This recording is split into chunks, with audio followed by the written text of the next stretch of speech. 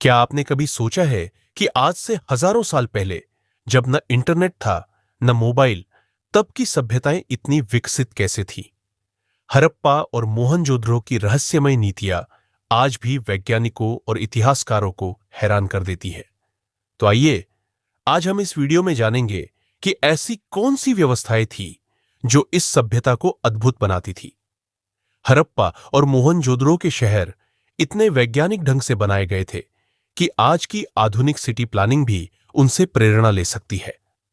सड़कें सीधी और चौड़ी होती थी, जो एक दूसरे को समकोण पर काटती थी। हर घर में नाली जुड़ी होती थी, जो मुख्य जल निकासी से जुड़ी होती थी।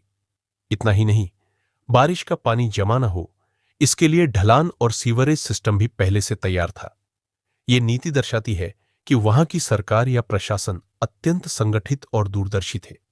हड़प्पा और मोहनजोदड़ो की एक सबसे अनोखी बात थी, वहां समाज में आर्थिक या वर्गभेद के बहुत कम संकेत मिलते हैं। अधिकतर घरों का आकार लगभग समान था और निर्माण सामग्री भी एक जैसी थी, पकाई हुई ईंटें। इसका अर्थ है कि वहां की नीतियां ऐसी थी जो सामाजिक समानता और न्याय को बढ़ावा देती थी। न कोई ऊंच नीच, न कोई राजसी महल, सबके लिए समान नागरिक सुविधा। यह नीति बताती है कि वे लोग एक ऐसे समाज में विश्वास रखते थे जहां सभी को बराबर अवसर मिलते थे। सिंधु घाटी सभ्यता की सबसे उन्नत और प्रभावशाली नीति थी जल प्रबंधन और स्वच्छता।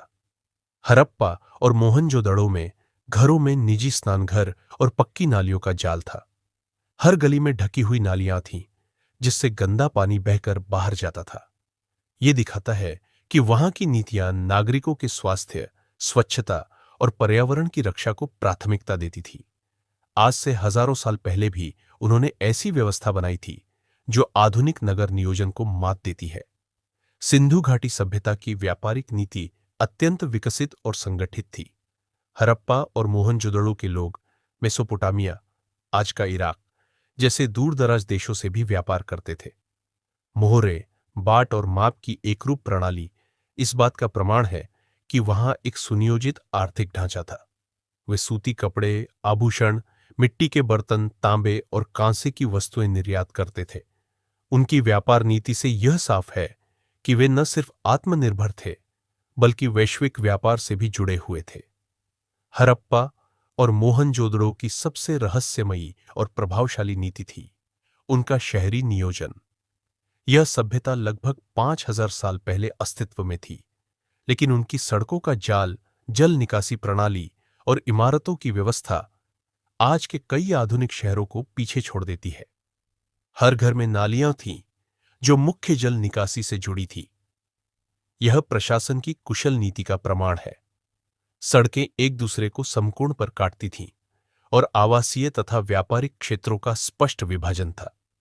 ऐसा लगता है कि वहां कोई केंद्रीय प्रशासनिक व्यवस्था थी जो पूरे नगर को योजनाबद्ध तरीके से संचालित करती थी। हड़प्पा और मोहनजोदड़ो की नीतियों में केवल भौतिक विकास ही नहीं, बल्कि मानसिक और सामाजिक स्वास्थ्य का भी ध्यान रखा गया था। वहां पाए गए अनेक संगीत वाद्य, ध्वनिशिला और खुले प्रांगण यह संकेत देते हैं कि लोग मानसिक शांति के लिए ध्वनि और संगीत का उपयोग करते थे।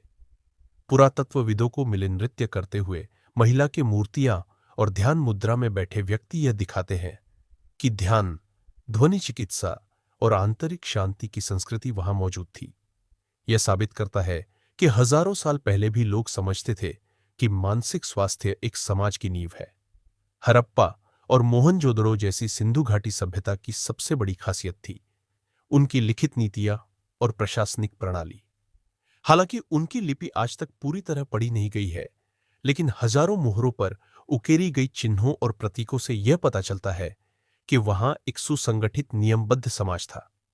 इन मोहरों पर जानवरों की आकृतियां, लेखन की रेखाएं और नियमित पैटर्न यह दर्शाते हैं कि हर कार्य के पीछे एक नीति और उद्देश्य था। इससे पता चलता है कि वहां का प्रशासन न केवल सक्रिय था, बल्कि उन्होंने लेखन के माध्यम से नीतियों को स्थायित्व देने की कोशिश की थी। यह संकेत करता है कि सिंधु सभ्यता केवल व्यापार और शिल्प की ही नहीं, बल्कि नीति, व्यवस्था और सभ्यता की परिपक्वता की भी मिसाल थी। हड़प्पा और मोहनजोदड़ो की सभ्यता में एक विशेष बात थी, सामाजिक समानता। वहां के मकान, गलियां, नालियां और स्नान गृह यह दर्शाते हैं कि अमीर और गरीब के लिए अलग अलग व्यवस्था नहीं थी। सभी घरों में जल निकासी की समान प्रणाली, ईंटों की एक समान माप और केंद्रीय स्नान गृह की सुविधा से यह अनुमान लगाया गया है कि वहां सामूहिक जीवन और समान नागरिक अधिकारों की सोच थी। नियम ऐसा प्रतीत होता है कि समाज के हर वर्ग को समान महत्व और सुविधा मिलती थी। यह उस युग में एक क्रांतिकारी नीति थी।